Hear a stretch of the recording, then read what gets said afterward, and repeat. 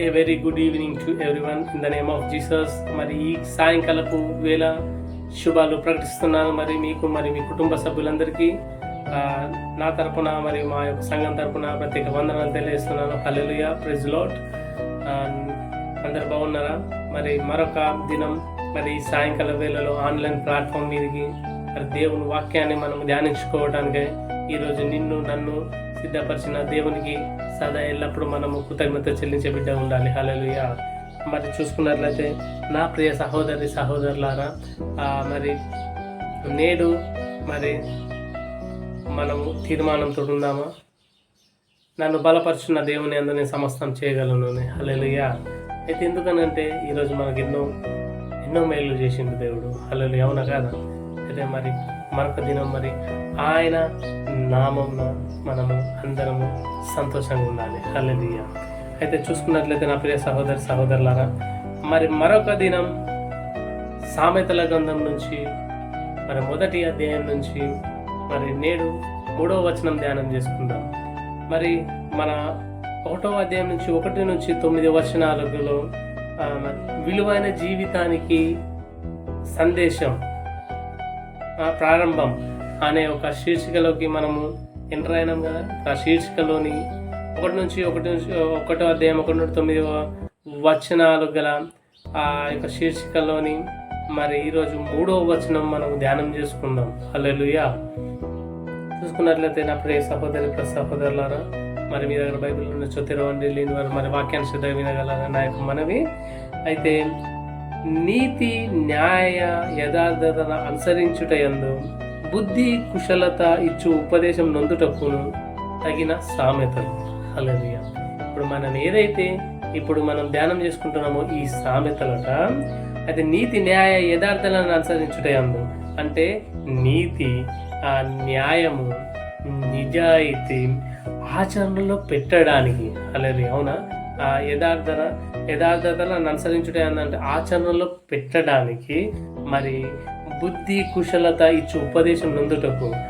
మరి బుద్ధి కుశలత అంటే వివేకం, మనం ఎలా ఆలోచిస్తాం, మన ఆలోచన విధానం ఎట్లుంటుంది అనే బుద్ధి కుశలత ఇచ్చు ఉపదేశం నొందుటకు అంటే ఆ వివేకాన్ని మనం పొందటానికి, వివేకం నేర్చుకోవడానికి ఈ సామెతలు ఎంతగానో తోడ్పడతాయట. హల్లెలూయా. మరి ఈరోజు మరి మనము దేవుణ్ణి అడుగుదామా? మరి ప్రభువా తండ్రి యేసయ్యా, ఈ రీతిగా ప్రభు నీతి న్యాయ యథార్థతను అనుసరించుటే అందు బుద్ధి కుశలత ఇచ్చు మా యొక్క వివేకాన్ని మరి మేము సంపాదించుటే అందు ప్రభువా, మరి ఇదిగో మాకు ఈ యొక్క మీరు ఏదైతే మాకు ప్రత్యేక పరిచయ ఆ సామెతలు ఉన్నాయో ప్రభు, ఆ సామెతలను మరి మా యొక్క హృదయంలో మేము నిలుపుకునేలాగా, మా పెదవులతో మేము ప్రకటించుకునేలాగా, మరి ప్రతి క్షణం వాటిని మరి మేము నెమరు వేసుకునేలాగా సహాయం చేయమని ఈరోజు మనం ప్రార్థన చేసుకున్నామా? దేవుడు మరి నీతో నాతో మాట్లాడుతున్నది ఏంటంటే, ఈరోజు నా ప్రియ సహోదరి సహోదరులారా, నా ప్రియ సంగమా, ఈరోజు దేవుడు ఏమంటున్నాడంటే బుద్ధి కుశలత మరి ఆ యొక్క ఇచ్చు ఉపదేశం నట నువ్వు నేర్చుకోవాలని అంటున్నాడు. హల్లెలూయా. ఆ యొక్క వివేకాన్ని నువ్వు పొందుకోవాలంటున్నాడు. హల్లెలూయా. మరి నీతి ఎలా నీతిగా ఉండాలి, ఎలా న్యాయంగా ప్రవర్తించాలి, ఎలా యథార్థతలను ఎలా నిజాయితీగా మనం యథార్థంగా ఉండాలి, నిజాయితీగా ఉండాలని ఈరోజు మరి ఆ దేవుడు ప్రశ్నిస్తాడండి. హల్లెలూయా. మరి ఆ ప్రశ్నకు సమాధానం ఏంటి తెలుసా? మనం వాక్యాన్ని వినాలి, వాక్య ప్రకారము జీవించాలి. హల్లెలూయా. ఈ రోజుల్లో ఒక్కసారి ఆలోచన చేయాలి, నీతిగా ఉంటారు ఎవరన్నా? ఉంటలేదు, అవునా కదా? మరి న్యాయంగా ప్రవర్తిస్తారు, లేరు. యథార్థంగా ఉంటారా? ఉంటలేరు. నేనేమంటున్నా అంటే, నేను ఒక విశ్వాసిగా నేనేమంటున్నా అంటే, నేను విశ్వాసం కాబట్టి ఎక్కడో ఏమో చూయించుకోవాలని మనకు అవసరం లేదు.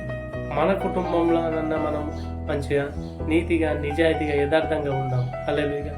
మన కుటుంబాన్ని ఫస్ట్ మనం కట్టుకుందాం, అవునా? మన కుటుంబాన్ని కట్టుకుందాం, తర్వాత మరి తర్వాత వేరే అదర్స్కి పోదాం. ఎందుకనంటే మన కుటుంబానికి యజమాని ఎవరు? మనమే, అవునా కదా? మరి మన కుటుంబాన్ని మనం కట్టుకోకపోతే మరి ఇతర పనులు మనం ఎలా చేయగలుగుతాం? ఒకసారి మీరు ఆలోచన చేయండి. అందుకోసం దేవుడు ఈరోజు నీకు నాకు ఈ వాక్యం ద్వారా నేను నీకు సహాయం చేస్తా అంటున్నాడు. హల్లెలూయా. ఈ యొక్క సామెతలు మనకు నేర్పుతాయట. హల్లెలూయా. మరి మనం నేర్చుకుందామా?